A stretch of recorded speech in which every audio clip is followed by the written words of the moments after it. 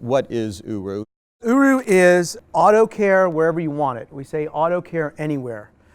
You know, I've been to a few of your classes and I've been to Global a few times, and you talk about omni-channel. Right. This is our version of omni-channel. In other words, repair and maintenance wherever you want it. So we have a shop right now, we're growing in terms of shops, and we have mobile vans which go out to employers, and while you're sitting in your office getting your work done, we're doing work on your car. So instead of spending time on the weekends or spending time out of work, you know, taking PTO or whatever it is, we're getting the work done while you're at work. So it's been a cool journey. So OOROO, OOROO. Exactly. OOROO. What does that mean? So I'm asked that like 7 times a day, I have to tell you. First of all, we made it up, like Google and Yahoo and Yelp and whatever else you can think of. Okay. We liked the sound of the name. We liked all the vowels in it. We liked that we can call our certified mobile technicians OOROO gurus. Okay. We like that the color of our vans are OOROO blue, and so forth. I can go a little crazy with this. But the other thing is, if you look at the word OOROO and you take the 2 O's off the ends, there's OOROO, and our first store was in Oro Valley. So we always want to remember where we came from. Now, did that story happen after the name of the company, or did it? It happened simultaneously. Let's just say, for legend purposes, we'll just say it happened. Now, isn't though OOROO an Australian? It is. Name? It's a salutation. It's like, have a great day, or good to see you, or you know, like OOROO. Okay, all right. So that just was by happenstance. By happenstance, Yeah. okay. So why an auto services company? What led you in your career, led you to doing an auto services? Well, I was recruited by the folks who run Brake Masters, which is a 90-store chain from Texas to California, to be their CFO. I'm also a CPA.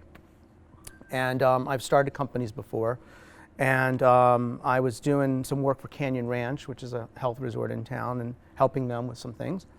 And I was approached by them, and they said, "What are you doing right now?" And I said, "Well, not much. I'm sort of consulting. I'm doing angel investing, et cetera." They said, "Well, why don't you be our CFO?" And we worked it out, and then I became the CEO about 6 months later. And that was my first foray into automotive. I knew nothing about automotive at all. And learned a heck of a lot really fast. It's kind of funny to be the CEO of a 90-store chain first, because in our industry it's typical that you're, you know, a technician, then you move on to be a manager, then you buy your first shop, and then you maybe have 2 shops and kind of work up from there. I kind of worked the other way and ended up buying a shop in Oro Valley after I was CEO. So, right. Yeah. So when you were like looking at, you know, at Brake Master, you're kind of looking out in the landscape of auto services and so forth. What did you see kind of out in that landscape that says there's a problem and I need to try to solve that particular problem? You know, how did you do that? What was that process that you were looking at? Well, you know, when you're in something, into it deep, you see the good, the bad, and the ugly. Right. And in a word, I was thinking, boring. Like, I'm not saying anything about Brake Masters in particular. It's a great organization. I love those guys dearly. But if you think about Brake Masters and BrakeMax and Firestone and Pep Boys and all these different companies, they kind of all are the same. And it's not just Tucson, it's wherever you go. Right. So there's no iconic brand in our industry. There's no Apple, there's no Southwest Airlines, there's no Casper, you know, there's no Starbucks. It's just kind of all the same. And I said, well, that would be interesting. You know, if we could do something different and cool in our industry, kind of take an old model, an old industry, and put some life into it. Right. So what does that mean? That means that the customer experience has to be better than anywhere else. And, you know, again, not knocking any particular company, but the consumer experience in the automotive space is not that great. Right. So we said, okay, there's room there. Then we said, there's an interesting thing that's going on in our industry, which is the technicians are typically not treated very well, meaning that they're the ones who are touching the car. You live and die by the quality of the care that the technician is going to give that vehicle, right? You can have all the great lobbies and great advertising and have a great store on the corner of Elm and Main, but if that last touch doesn't happen well, the whole thing falls apart. So I saw an opportunity in terms of taking care of employees and thinking from the inside out, employees out, and then also the consumer experience and what happens if I do my Venn diagram. That sweet spot right there is OOROO. Right. And so, so how did you, was it something that you like progressively kind of came to that conclusion, or was there, that aha moment or that defining moment that said, oh, I got to solve that, that's the problem. Yeah. And I need to solve that particular problem. Yeah, so the mobile part actually came later. Right. Right. So the first part was the consumer experience. Right. And making sure that people feel really good about the environment that they're in. It doesn't smell like tires or rubber, or the bathrooms or whatever. I mean, it's all about retail. It's all about that retail experience. And that was the first thing I wanted to solve, that experience, and then the technician part. Pulling away from that, when we came up with our mission statement, which is to be basically the ultimate in auto care services, and to be the most convenient, and to provide the best service, and I won't give you all of our value statement, but bottom line is we said, well, wait a minute, if we're going to be the ultimate in convenience and safety and peace of mind and all those things, then we need to be auto care anywhere. We need to be omni-channel, because not everybody has time to come to a store. So that's how it sort of morphed. It was the same mission statement, and then trying to figure out how can we make this fit into people's lifestyles, as opposed to a very sort of old model is, where can I find a piece of real estate that's cheap, typically, and they'll come to me. And I didn't want them to come to me. I wanted to push the services out. That was part of an evolution. It was. But I remember when we first talked and we first met, and you were in that process of like trying to launch this idea. We talked about, and one of the things you'll talk in one of these little mini lectures a little bit later is kind of being the Uber of whatever it might be. So we want to be the Uber of something. Yeah. So. What were you like comparing yourself to, like, we want to be maybe not the Uber of auto services, but we want to be the blank of auto services? That's a great question. I look forward to talking about that a little later as well. Well, first of all, I wanted to start with what we didn't want to be. So I did not want us to take our cues from the automotive industry. Been there, done that. It's being done all the time.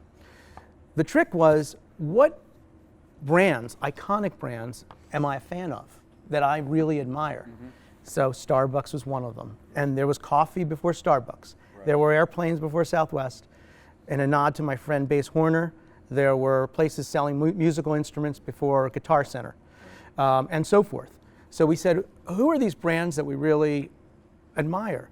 And so we take our cue, we want to have that kind of, let's take Southwest Airlines, for example, which is a brand that we refer to a lot at OOROO. Okay. So Southwest Airlines has to be pretty good at getting you from point A to point B. Right. They're in a very serious business, as are we. We have to be pretty good about getting you from point A to point B. We're in the safety business, first and foremost, as are they. Yes, transportation, yes, everything else, but safety first. But they are different in terms of culture, the way they take care of their employees.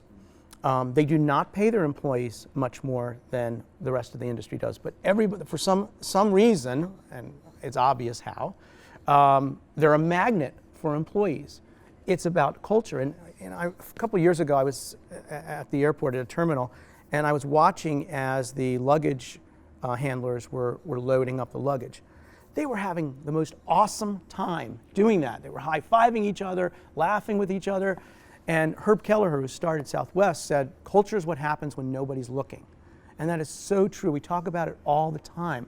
It's not about the boss walking around and whipping people into shape, or even the opposite of that, making people feel good about their day. That has to go so much beyond the leader. It has to permeate the whole organization, even when things are happening without a leader around. Right. So Southwest is one example. Apple is another example of a company that we refer to a lot, because their retail experience is second to none. You go into, with all due respect to Microsoft, there are malls where the Microsoft store is right across from the Apple store. And there's a giant sucking sound that comes from the Microsoft store to the Apple store. Apple's exciting, there's things going on, it's crowded, it's cool and all that. And the Microsoft guys are like, they should do a TV commercial with that. I mean, it's like what's going on over there across the hall? So that kind of excitement, that sense of taking care of people, both internally in the company, and also how customers relate to us. So many different companies that we look at. Casper, we look at for marketing. They're doing a brilliant job in marketing. My gosh, there have been mattresses since the caveman days, probably, or a little bit after. Right, a little bit after. But since somebody had their first cave condo, probably, as they have the.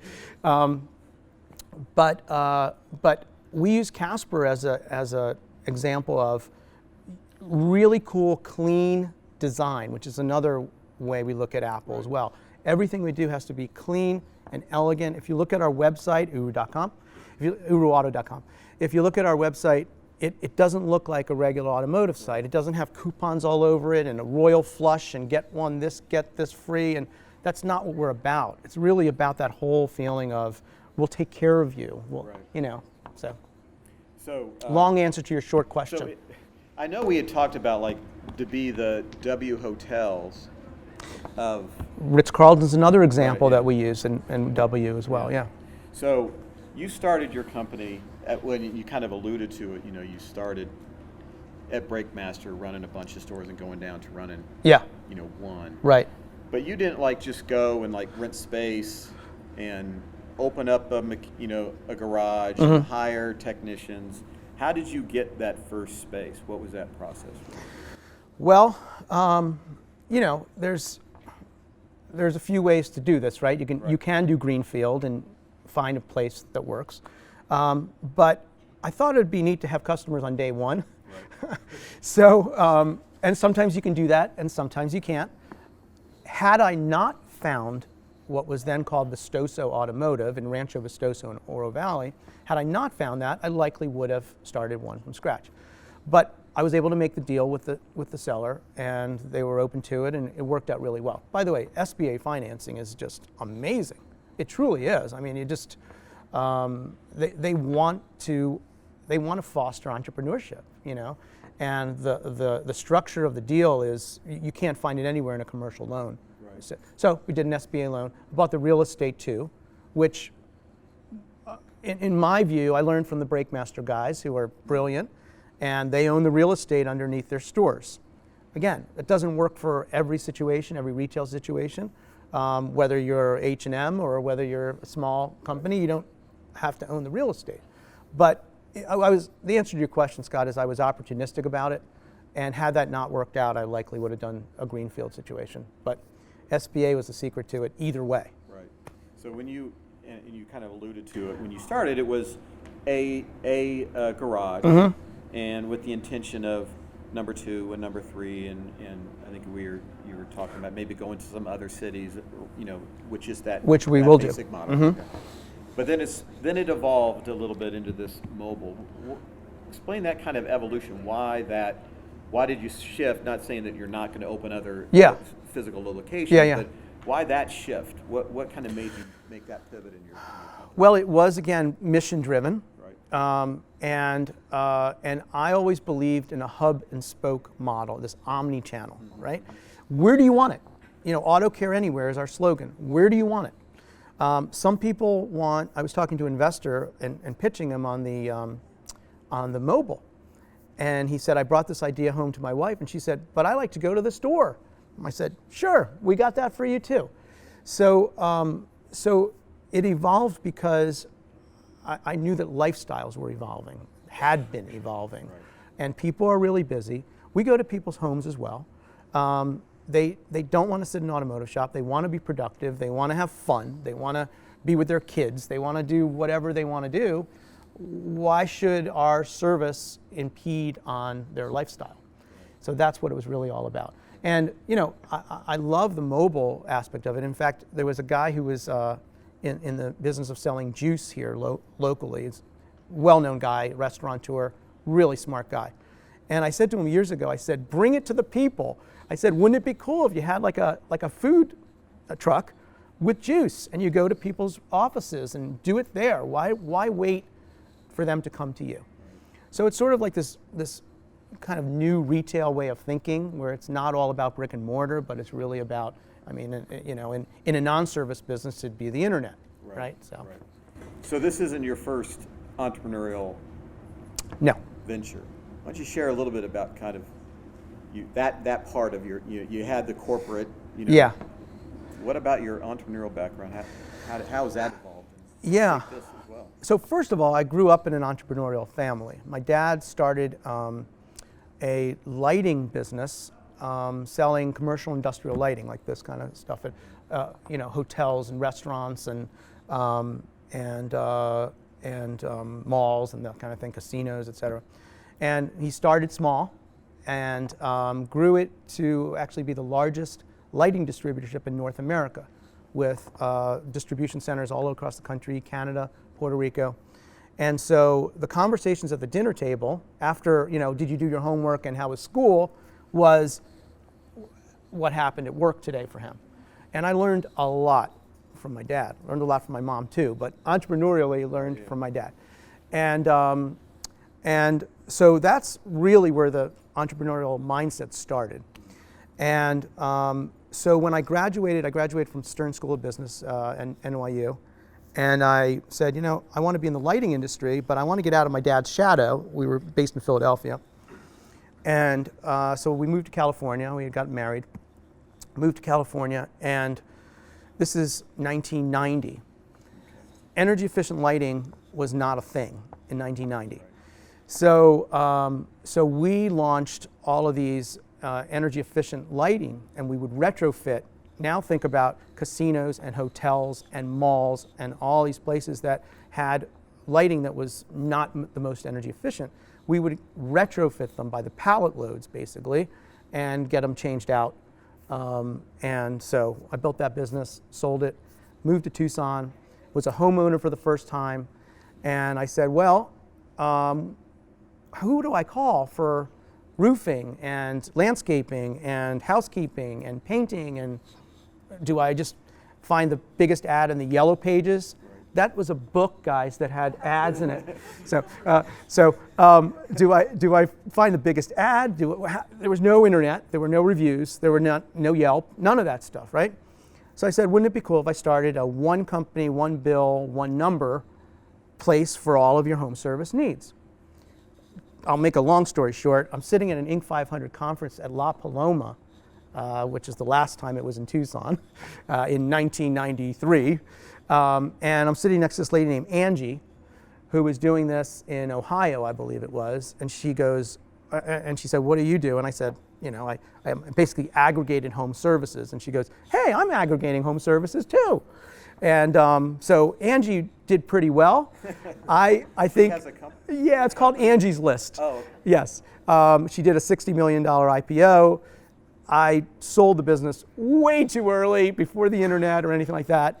Learned a heck of a lot. So sometimes you learn from your, right, yeah. It wasn't a failure, but it certainly wasn't as big as Angie made it. Right. But that was a big learning for me.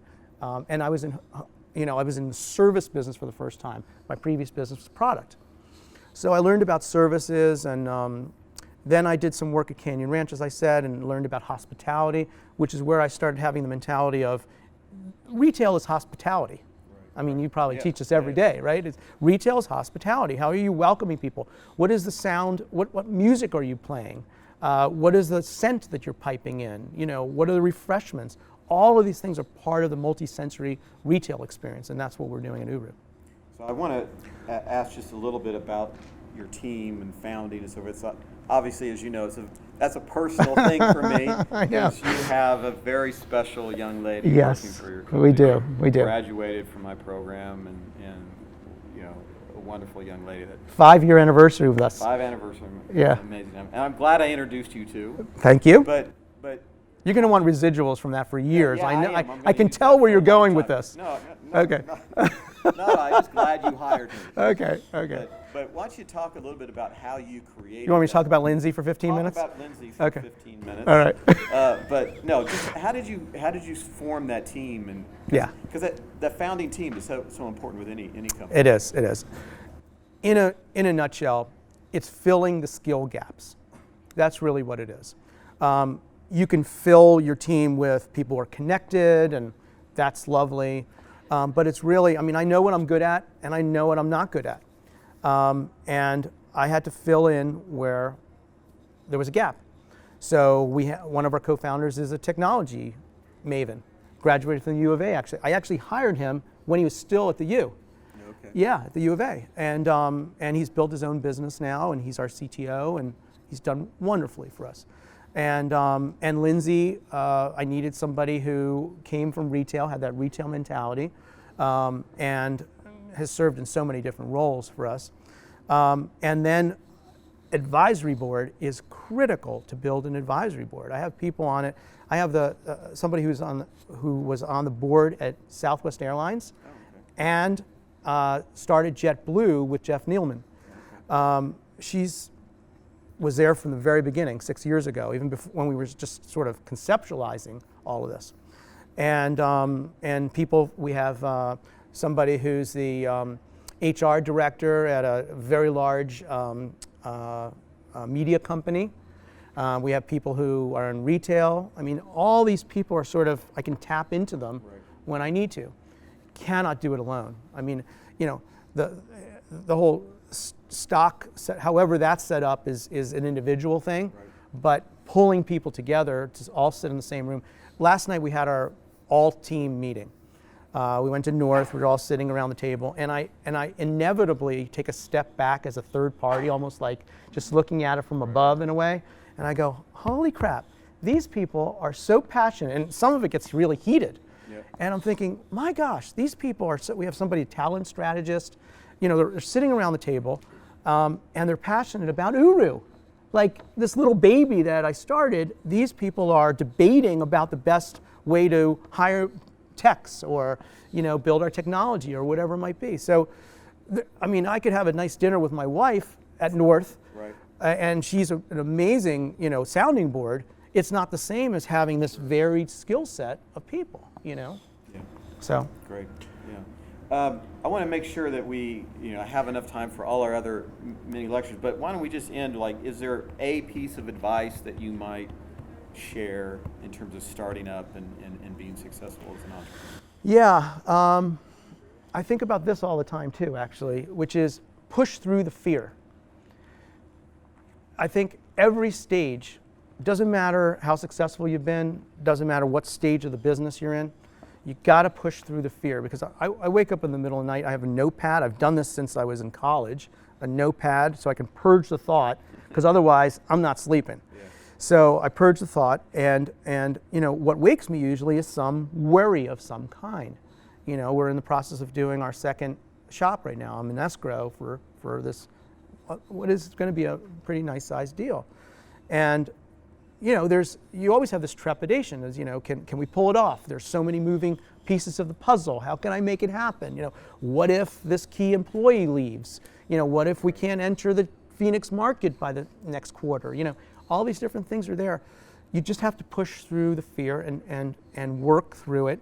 Rely on the people that you've surrounded yourself with, both on the team, as employees, and also the advisory board.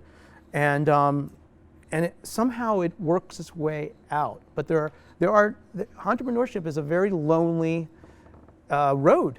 It truly is. And you could have great co-founders, you could have great partners, but there are moments of, self-reflection, let's say, that can get pretty dark. And you just got to remember that you'll get through it. Just process it. Just work through it. Pull the resources you need to pull through, and you'll make it happen.